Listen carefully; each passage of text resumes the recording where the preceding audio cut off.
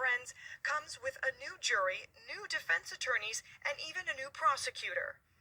The first trial spanned April to July of last year, featured 16 days of testimony and evidence, uncooperative witnesses, delays due to sickness, and in the end, a deadlocked jury.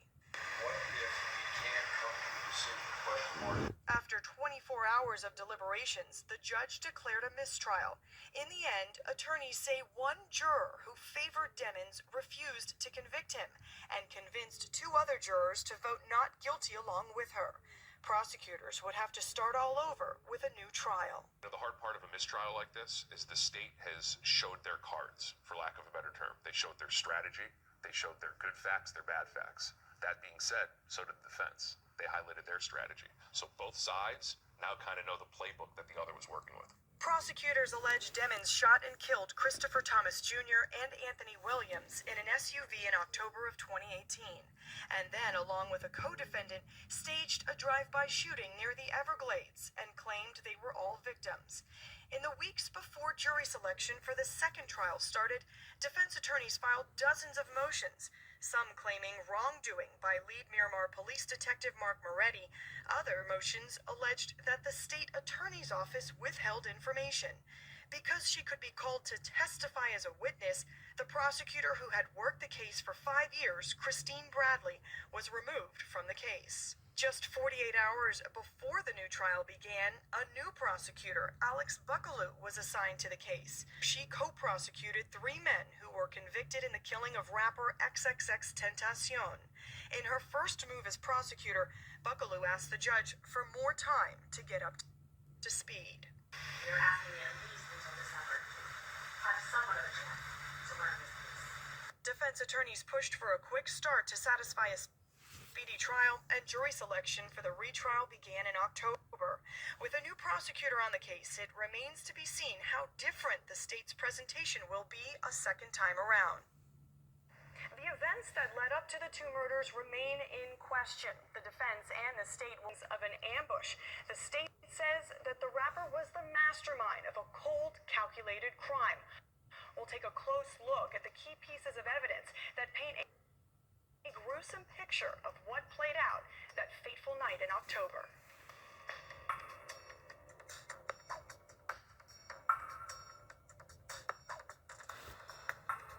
Years, Jamel Demmons has lived at the Broward County Jail.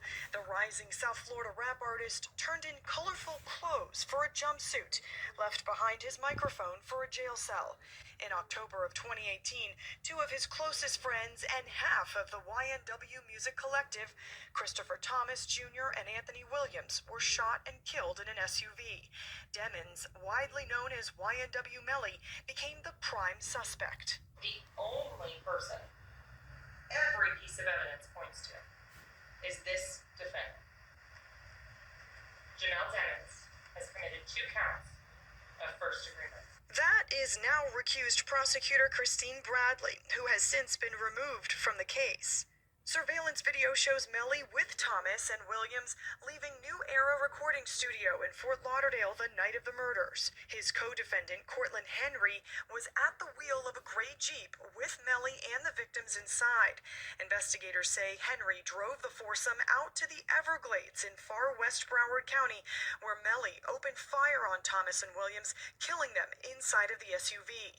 Forensic evidence presented in court showed the deadly gunfire came from the back seat on the driver's side. Anthony Williams shot in the back of the head. That was planned for when he was sleeping so that he could not fight back. That was a premeditated, planned killing of Anthony Williams. According to Miramar police, Henry and Melly then got out of the Jeep and fired several more shots into the right side of the car. Henry then drove the SUV to Memorial Hospital Miramar and told authorities there that they were all victims of a drive-by shooting. And they want you to believe that it's a cold-hearted murder. When quite to the contrary, you saw the tapes. You saw that he's a nice young man and a professional. The The defense argues Melly was home sleeping when the murders happened, having switched cars on the ride home.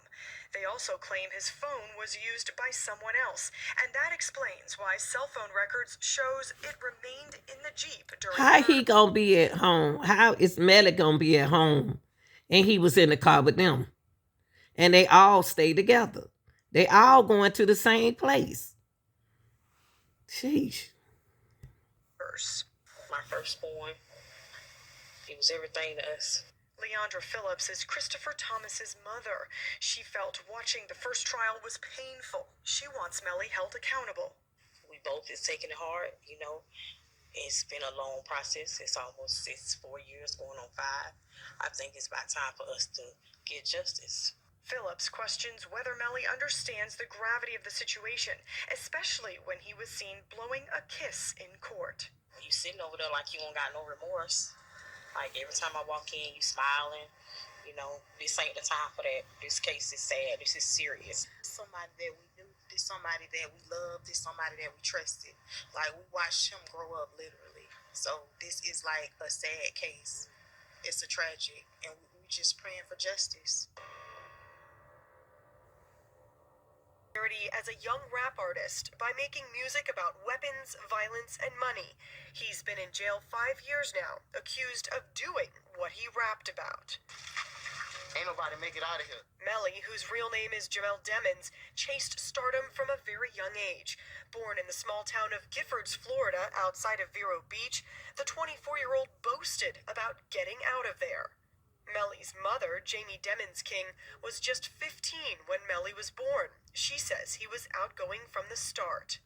If you played music or anything like that, he was down to dance. He was ready to dance and perform, always. Just as his music career started to take off, so did his life in the criminal justice system. In late 2015, Melly was arrested for shooting at a group of students near Vero Beach High School. A conviction led to serving several months in prison for aggravated battery and assault. While incarcerated, he joined the YNW Collective and started releasing music, the biggest hit called Murder on My Mind.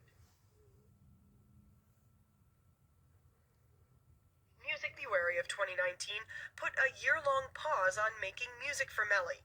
And then again, from behind bars, Melly was able to release songs including a collaboration with rapper Kodak Black. The music was put together with pre-recorded vocals prior to his arrest. Now at 24 years old, Jamel Demons has lived 1/4 of his life in custody, his music life intertwined with his criminal life.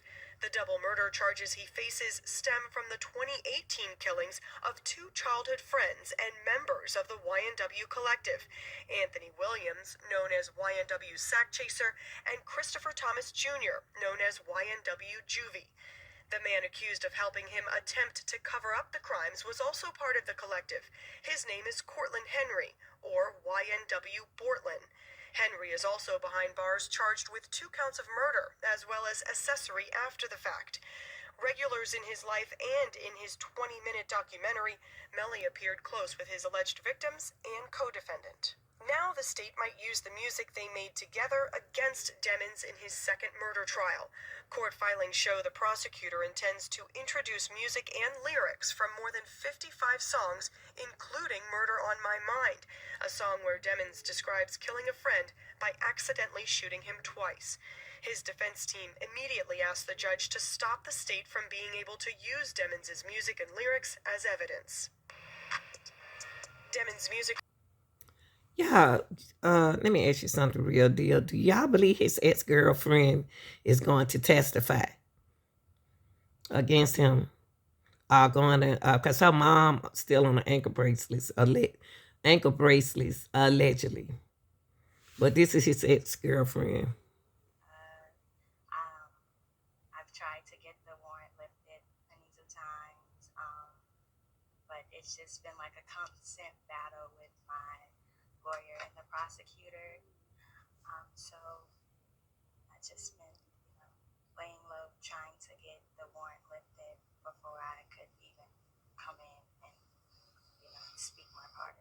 Let's First happened, me and my mom was I was 13. I was 17, about to turn 18. They came to my house. They were telling me that they were gonna arrest me with accessory after the fact. My mom didn't know what to do. I was young. I didn't have a criminal record. I didn't have a background. I was trying to go to the military at the time, so I had to just tell them what they wanted to hear, so they could like leave me alone. Which I thought they would leave me alone, but they didn't. You heard what she said. She told them something that they wanted to hear. So, in other words, she lied to them to leave her alone. So yeah, Why did I was his girlfriend at the time. So they thought that I knew more than what I was telling them that I knew, which I didn't. So me being that I was his ex-girlfriend or girlfriend. was harassing you? What was he saying to you? What was he doing? When he first came to my house, it was so unexpectedly. I had put up with my cousin, and they were outside my house. I'm like, I was confused. I'm like, what's going on or whatever. I'm texting her, what's going on. She's like, they want to talk to you. You have to talk to them. They're threatening. They're threatening, saying that you're going to go to jail. So I'm like, oh my gosh. I ended up telling him my story. I told him what I knew. He told me that I was lying. He told me that I knew more than what I was telling, and that he was going to. He could arrest me for accessory after the fact. So we ended up doing. He wanted me to get on a tape recording and tell him what he wanted me to tell him. So which I did. After that, he was like, they wouldn't bother me anymore. I thought they wouldn't bother me anymore. They were still calling and texting my mom, asking for me. I refused to talk so many times. And yeah, I haven't really talked to them ever since then, since 2019. I want people to know that I'm not running because of like any money or anything like that. It's because I don't want to go to jail for something that I did. I don't want to go to jail for something that I didn't do or something that I'm not a part of. All right, y'all, that's the I just girlfriend, feel like ex-girlfriend. looking at my side of this, they're looking at me wrong, and that's not what it is. What they're saying while he's on the phone to talk to people, not a friend. So, in other words, if he was part of a gang or he was talking to people who were part of a gang, that's something you would have known. I would have known, yeah, and no, I never known that. No. I want to talk. I really just want to get an understanding. Their lives were lost. It's a tragedy. What were they like? What was your relationship with them? They were like family to me. They were like my brothers, mom and the same dad, which they didn't. But he never showed a sign that he didn't like them. He didn't want them around or anything of that sort. So that was just odd. If he didn't do it, do you have a theory about who did do it? No, I don't. I don't.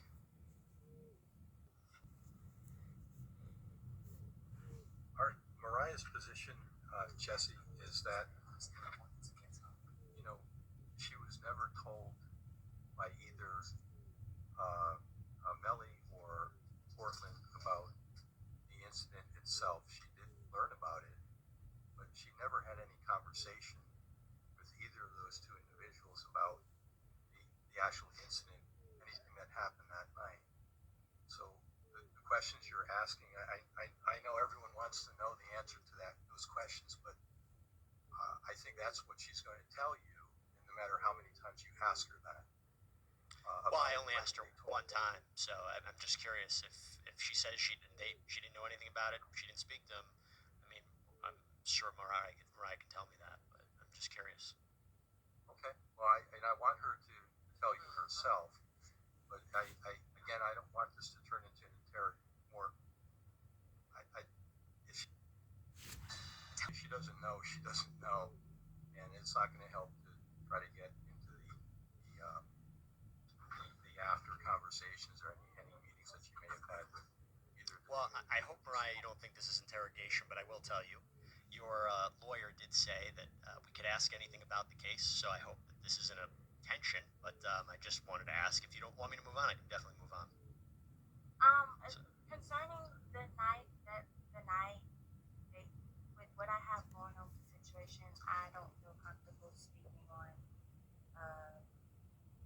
situation from that night. Okay. Yes, I have. What'd you think of it?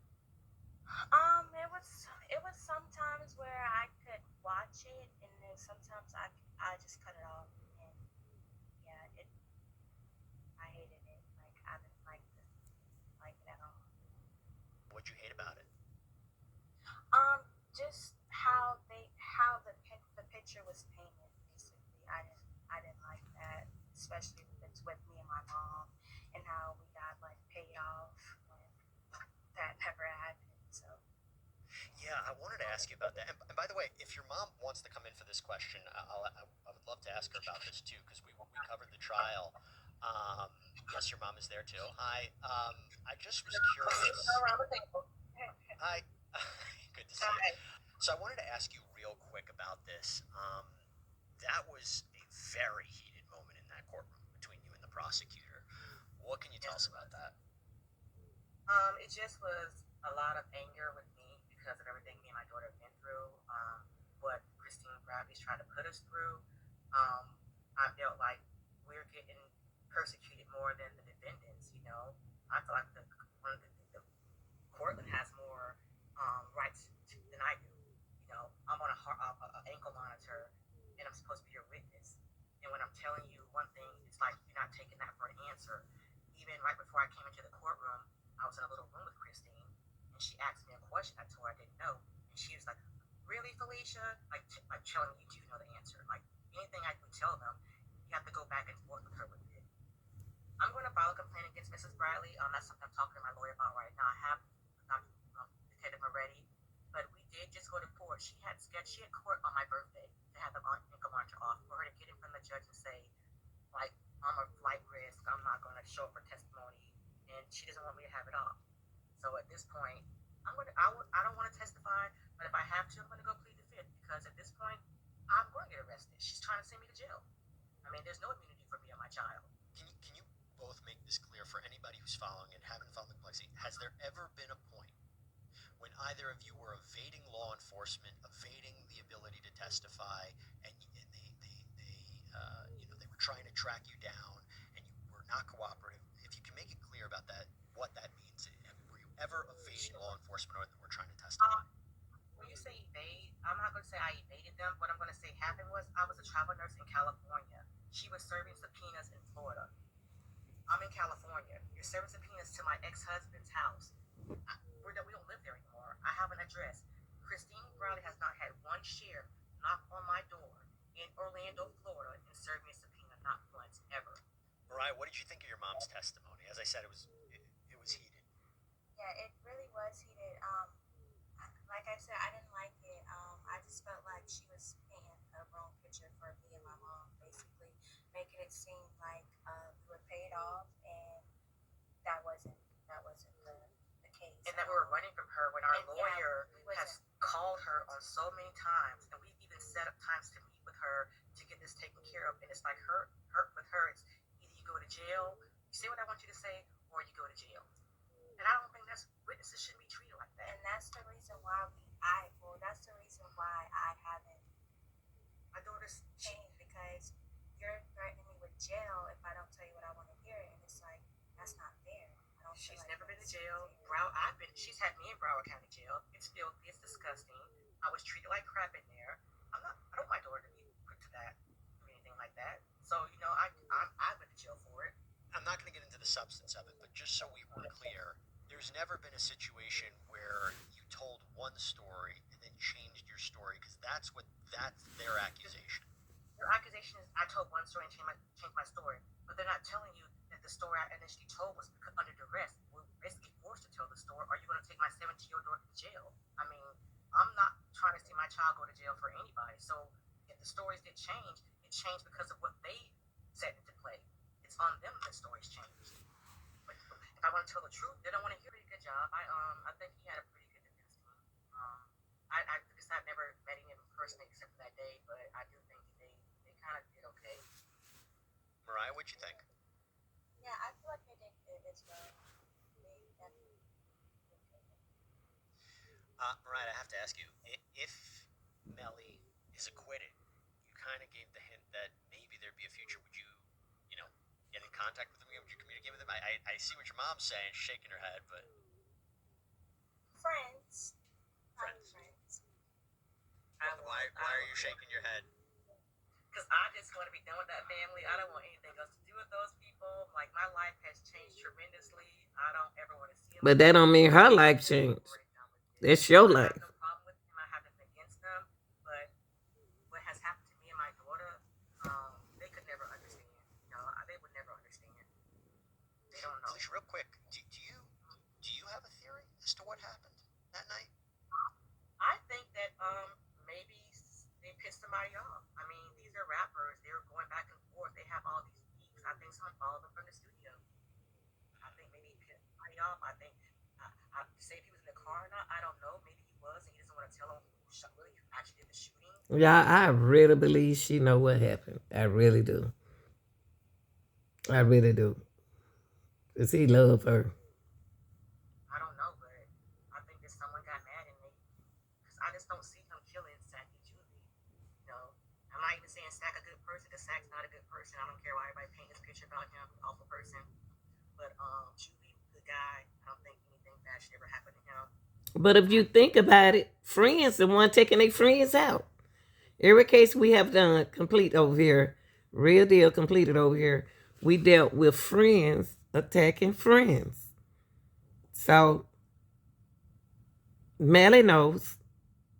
Don't let that little sad face he got, little kid face fool you, and then he get out of there, then he get gangster. Y'all like, share, and subscribe. It was just a captivating, just going back, looking at what could happen, what might can happen, okay? Because his trial should be coming up. Like, share, and subscribe. If you haven't subscribed to the channel, please do. I'm out.